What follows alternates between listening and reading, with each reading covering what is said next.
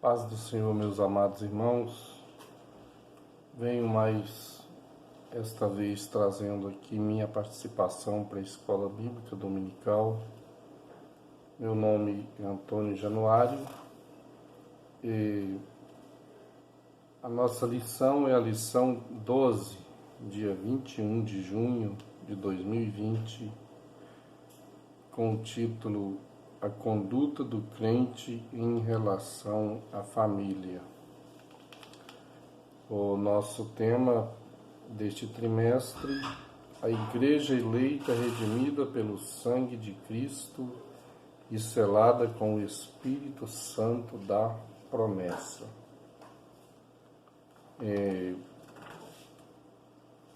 Convido você para ficar esses minutos juntamente comigo aqui na palavra e que você possa também compartilhar esse vídeo, que com certeza é de auxílio para também muitos outros, que possa servir-se desse vídeo de forma útil.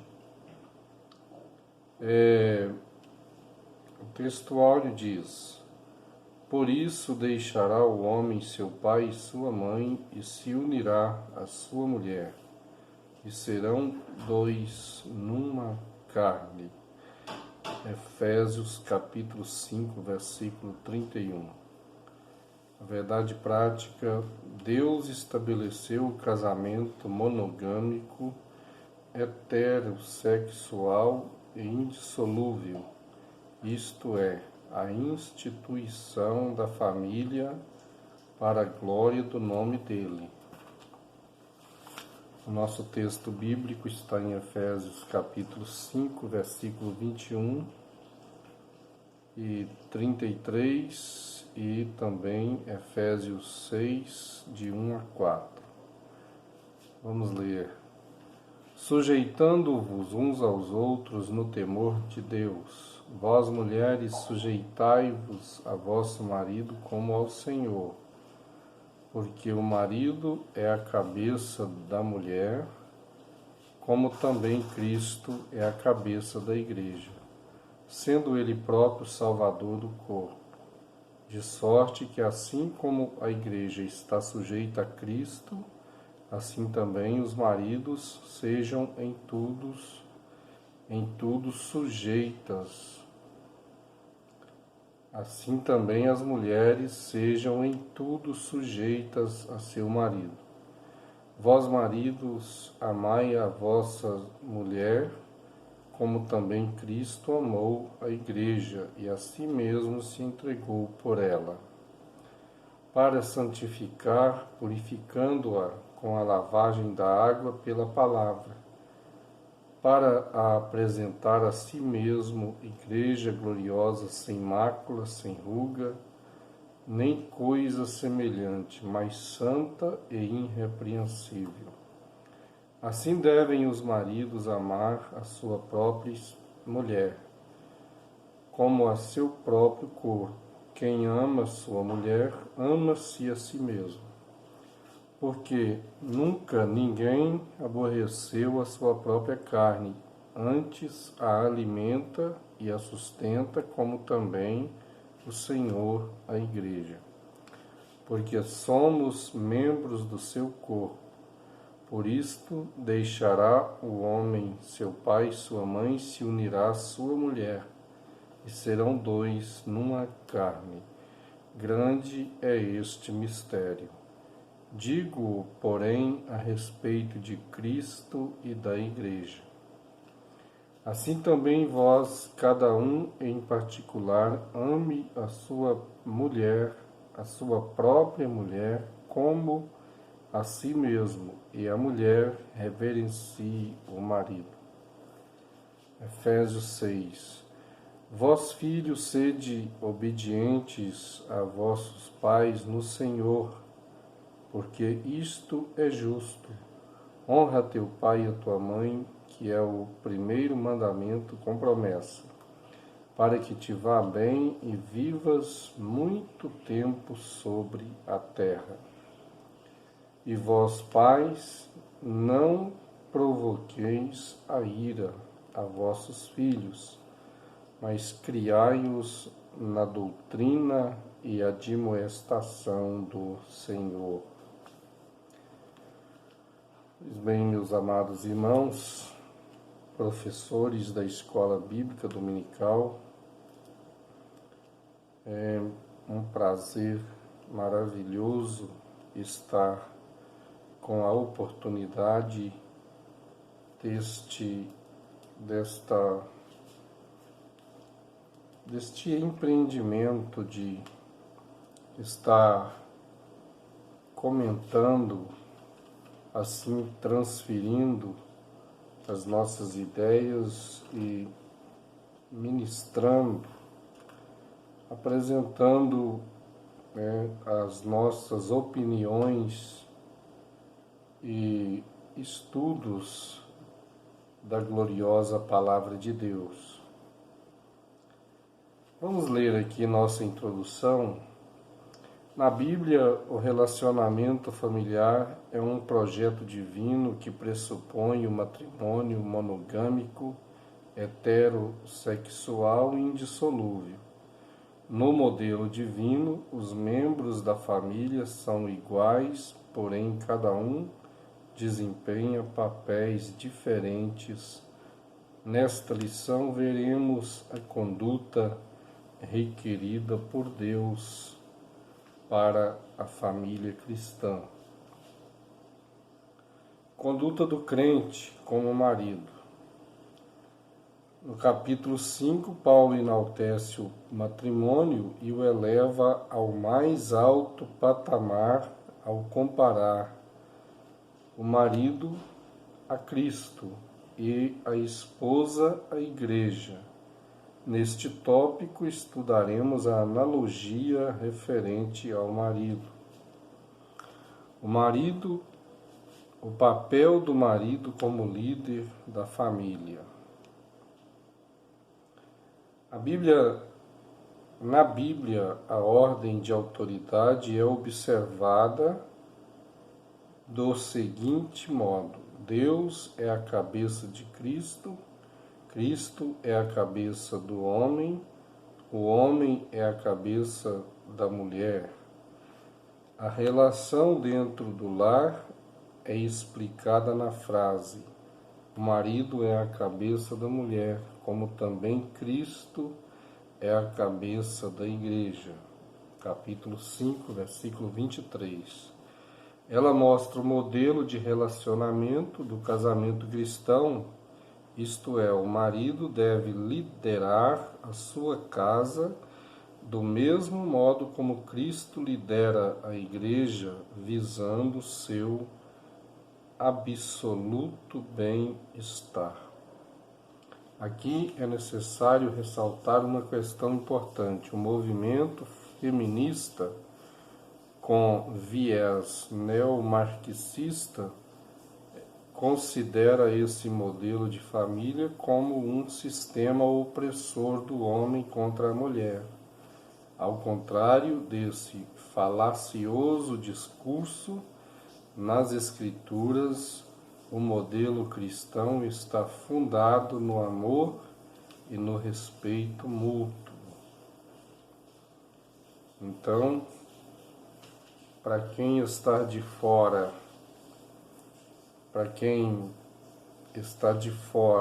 tentar ver o que está dentro de uma família, é uma questão verdadeiramente bizarra.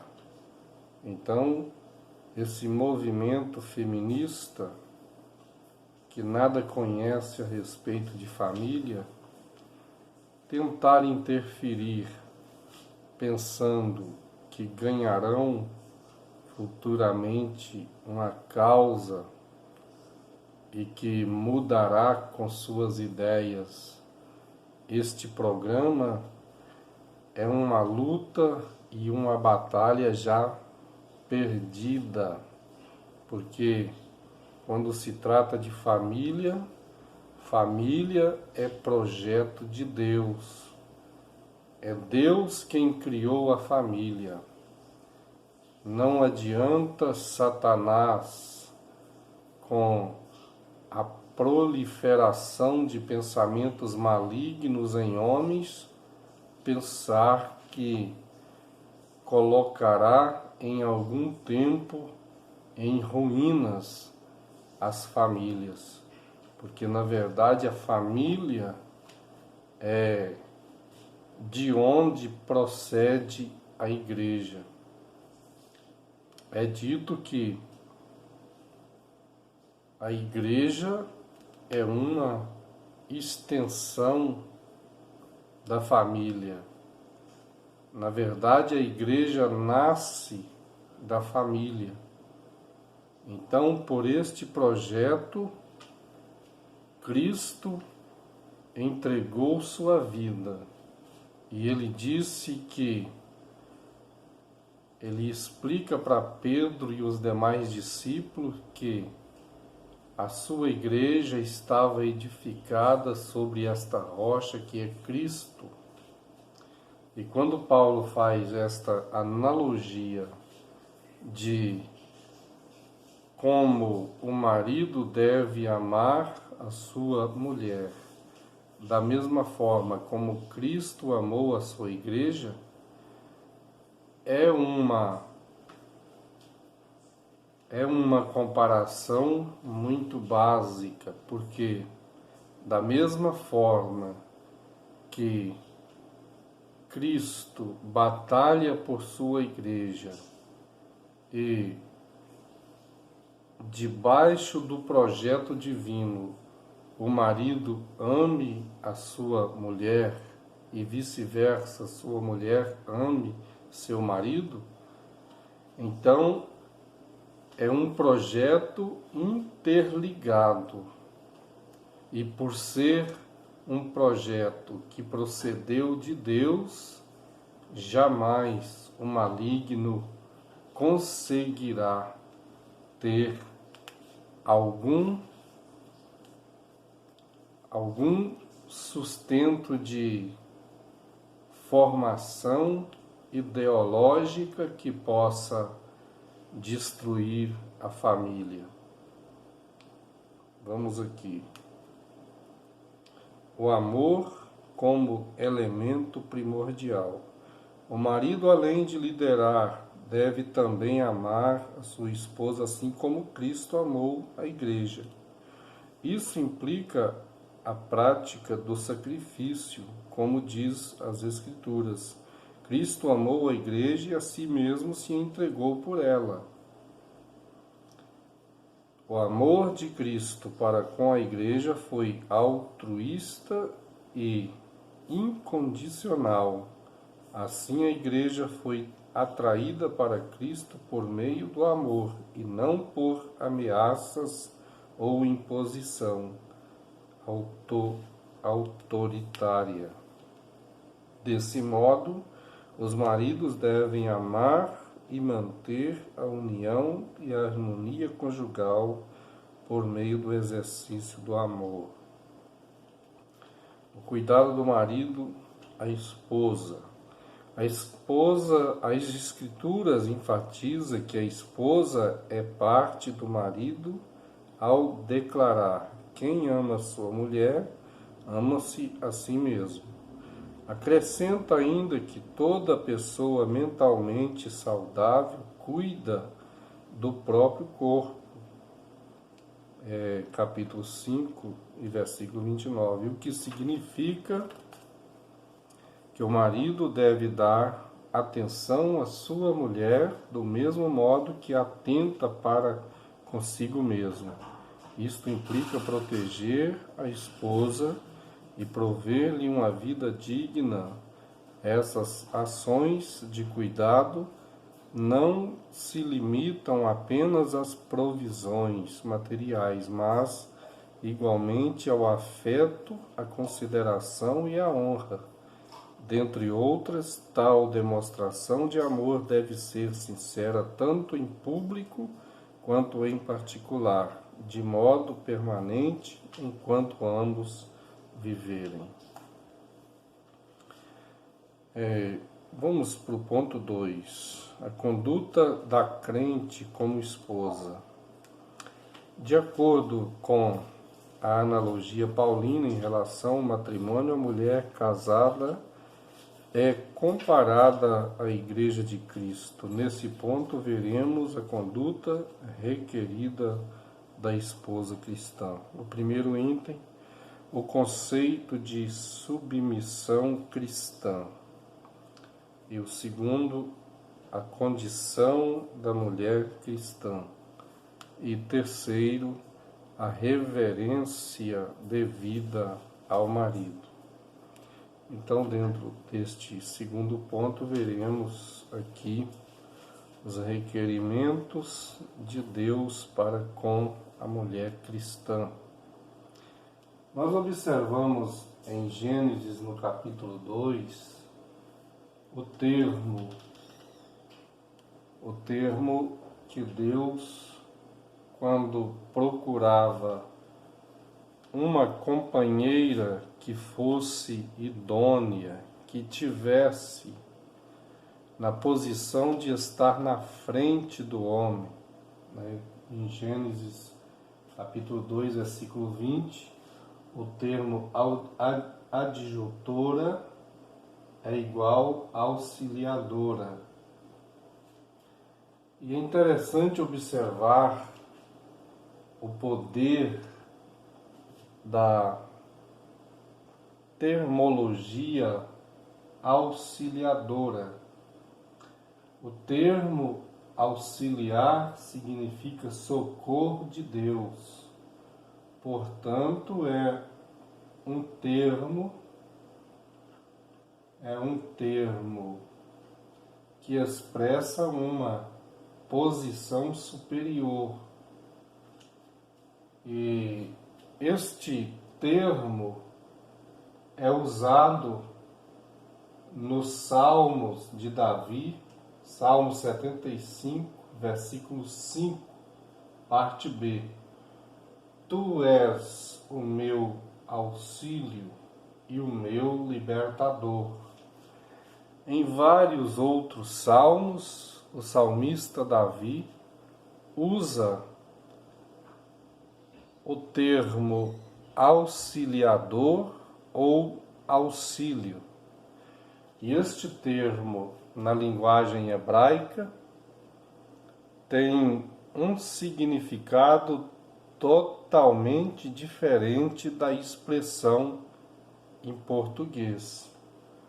Porque quando observamos esta palavra na nossa linguagem portuguesa, é de se entender que em nosso português a palavra auxiliar é apresentada de forma inferior, porque o auxiliar de pedreiro, o auxiliar de mecânico, o auxiliar de outras coisas, indica que, como auxiliar, essa pessoa vai estar precisando de alguma remuneração para se elevar de uma posição em que se encontra. Porém, na linguagem hebraica, como o salmista explica, ele fazendo esta oração: Tu és o meu auxílio e o meu libertador. Veja a diferença da expressão hebraica para auxílio, como também da expressão auxílio em nossa língua portuguesa. Então, é explicado que o termo auxiliar significa socorro de Deus. Então, vemos em que posição se encontrava a primeira mulher que Deus deu a Adão. É por isto que, numa posição superior, não que fosse superior a Adão, mas ela se encontrava na mesma condição de uma posição que a elegesse de estar como alguém que cuidava de Adão. É por isso que quando a serpente tem o desejo de arruinar a vida da humanidade, o espírito das trevas se apodera daquela serpente e ela vai ao casal. Mas antes de chegar em Adão, quem ela encontra? Encontra com a mulher. Então, a mulher estava na sua posição. A expressão do versículo 20 é que esta adjutora estivesse como diante dele. Então a serpente, ao aproximar de Adão, primeiro ela encontra com Eva, porque Eva estava na sua posição. Isto representa a forma como ela, em uma posição superior, que era o socorro de Deus para Adão, tudo que fosse aproximar de Adão, primeiro se deparava com Eva. Então ela foi dada ao seu esposo Adão como alguém competente para dar a Adão, seu esposo, um amparo. Então veja que é encontrado estas curiosidades na palavra auxiliar ou auxiliadora. Vamos aqui. O conceito de submissão cristã nas Escrituras ensinam a sujeição de uns aos outros no temor de Deus. Nessa perspectiva, alguns exemplos de submissão são apresentados: das esposas aos seus maridos, dos filhos a seus pais, dos servos a seus senhores.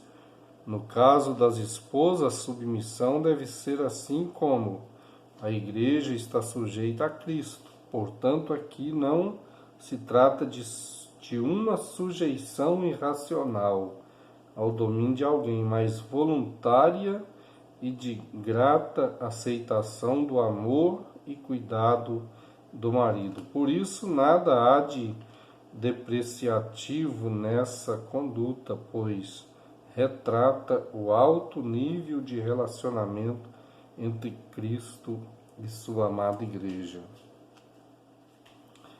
A condição da mulher cristã. Na cultura judaica, a mulher ocupava posição secundária e era parte da propriedade de um homem.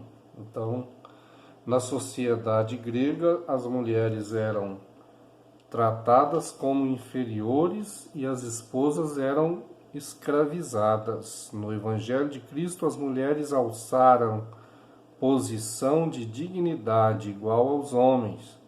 Ao conversar com a mulher samaritana, Cristo quebrou paradigmas da época e os opôs ao e se opôs ao preconceito e à discriminação. Portanto, a mulher cristã desfruta de plena liberdade em Cristo e não está sujeita a nenhum sistema de escravidão.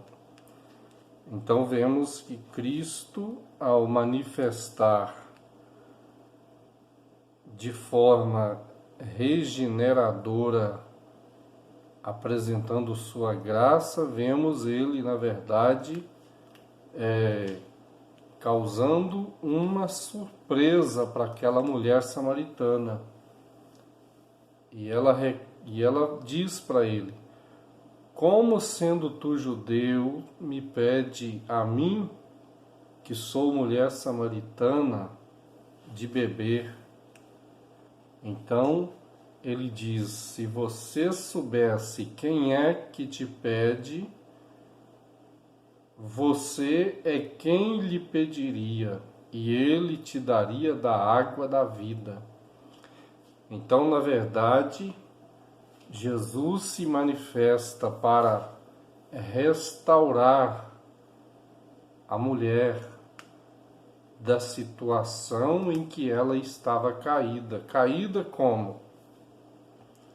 Desde o Éden, a mulher apresentava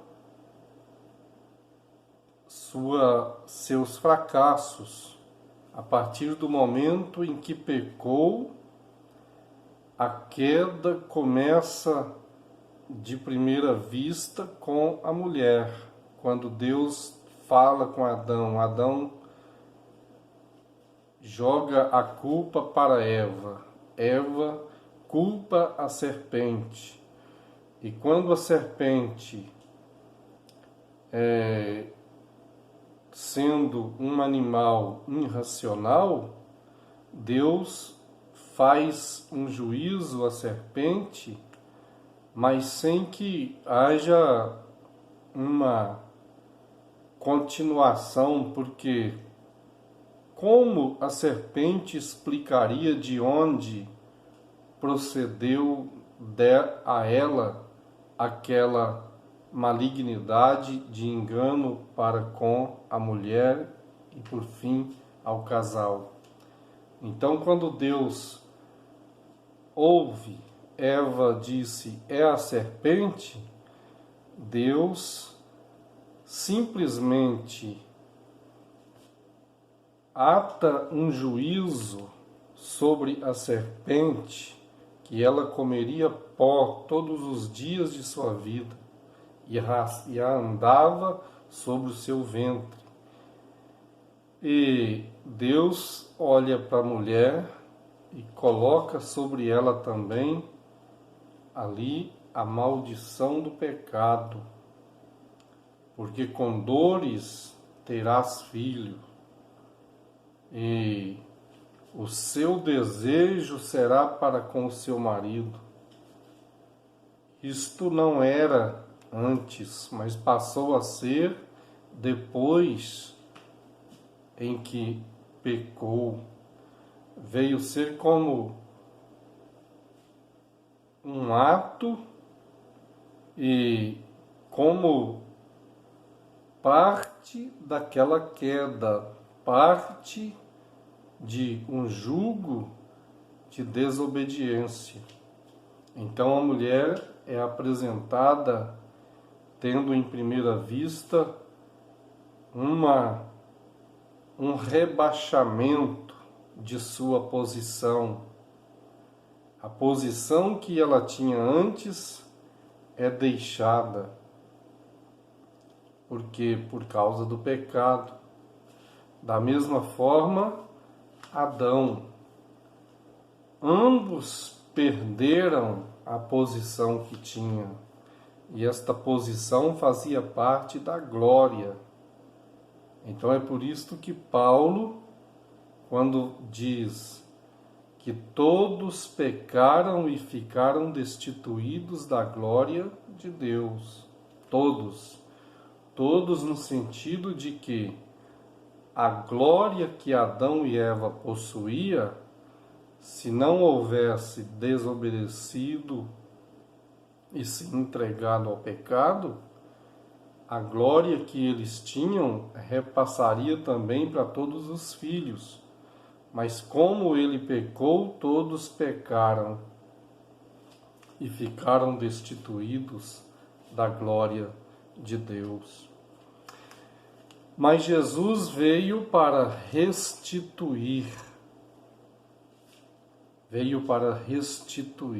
trazer de novo o direito. E começa com a mulher. Ela tem uma visão agora. Agora é dado à mulher uma esperança. E a partir do ministério de Cristo, os séculos a seguir, nós vamos acompanhando que a mulher começa então a se apresentar. Ela vai saindo da escravidão, ela vai assumindo o seu papel. E aí vem os apóstolos, né, como Paulo, apresentando a mulher a uma comparação com a igreja. Então é uma comparação digna. E Cristo simbolizando o marido. Então, assim, o amor deve reinar entre o casal, entre a família, né? No caso, o amor do pai para com o marido para com a esposa com o marido e o casal com os seus filhos. Então, como sendo uma família que teme a Deus, os projetos de uma família são direcionados à formação da igreja. Então, por isso que Paulo apresenta que este programa divino da família com relação a Cristo e a igreja, na verdade é um projeto que tem a tendência de exaltar e glorificar o nome do Senhor. Aqui no tópico 3, vamos aqui no tópico 3, a conduta do crente como filho. A responsabilidade dos pais.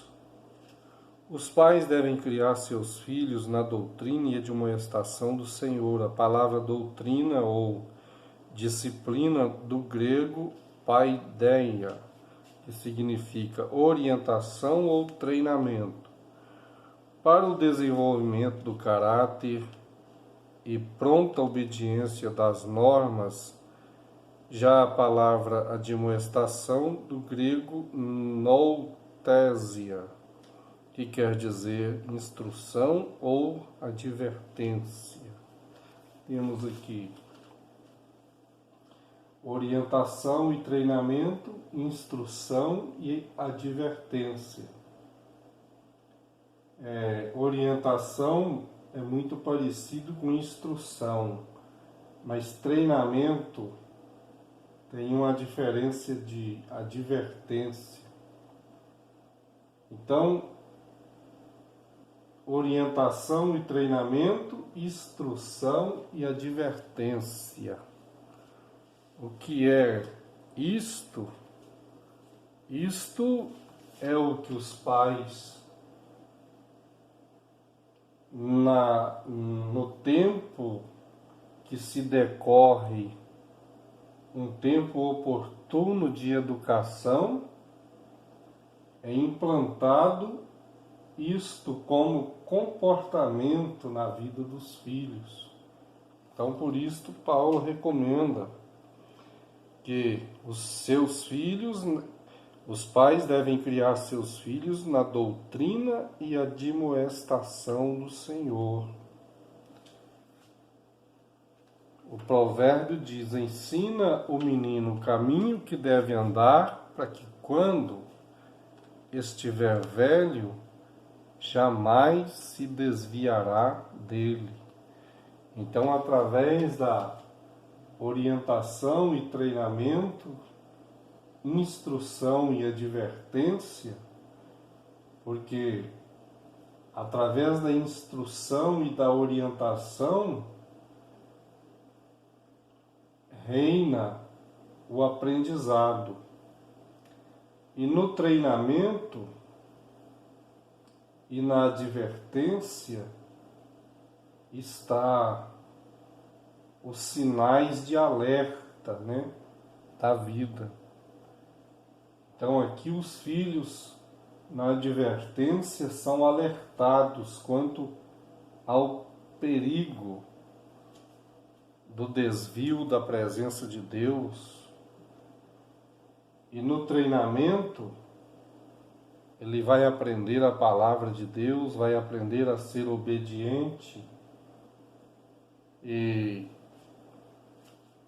obediente não só com os pais, mas também com as lideranças eclesiásticas, com seus relacionamentos no que se trata de igreja, Então, são assuntos interessantes.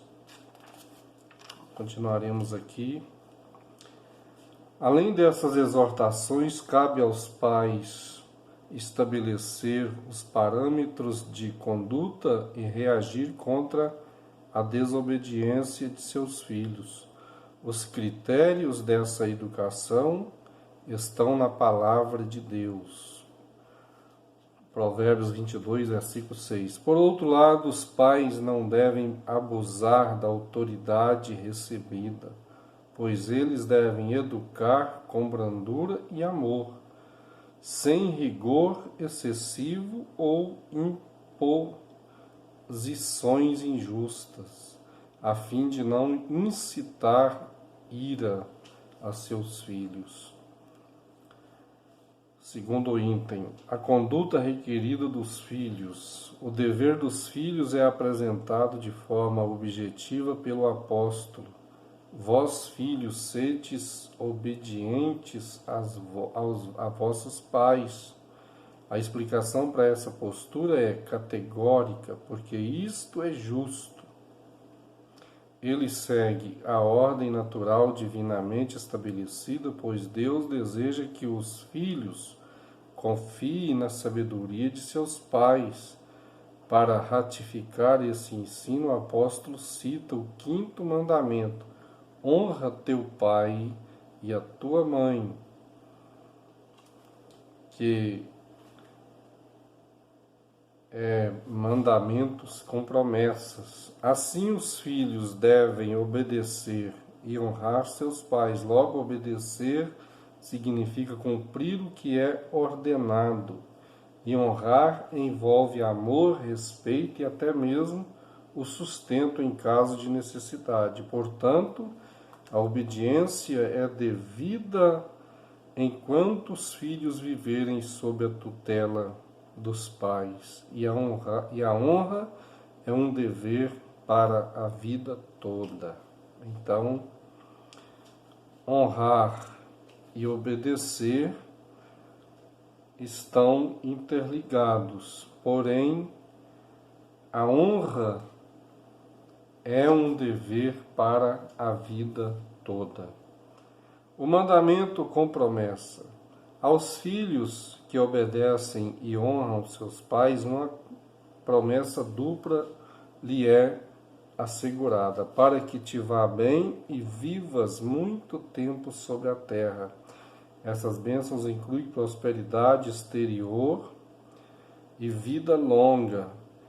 Embora as dádivas espirituais estejam implícitas, a ênfase recai sobre os benefícios materiais.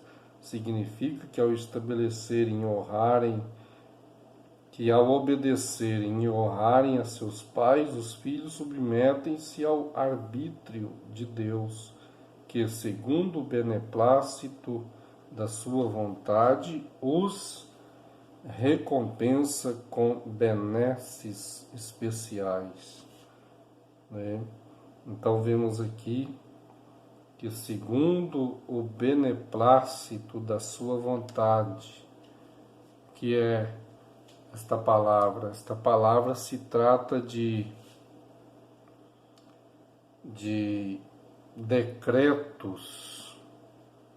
decretos firmados. Então, segundo os seus decretos, é lei, né? É uma lei que Deus promete cumprir, segundo o beneplácito de sua vontade. Os recompensa com benesses especiais. No modelo divino, conclusão, no modelo divino, todos os membros da família cumprem deveres específicos. O marido tem o dever de liderar e amar sua esposa. A esposa o dever de submeter-se e respeitar a liderança de seu marido. Aos pais o dever de educar seus filhos segundo as Escrituras.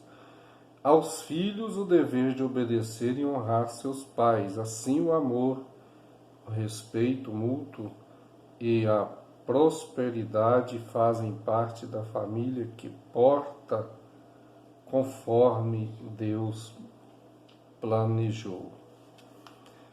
Que Deus continue abençoando toda a família cristã e que, conforme o cumprimento da sua palavra, da palavra de Deus, toda a família cristã cresça em uma verdadeira comunhão com Deus. Então, que Deus em Cristo Jesus abençoe você que é marido, você que é esposa e você que é filho, que se projete conforme os mandamentos divinos para que Deus possa fazer cumprir as bênçãos de promessas em sua vida. Que Deus abençoe.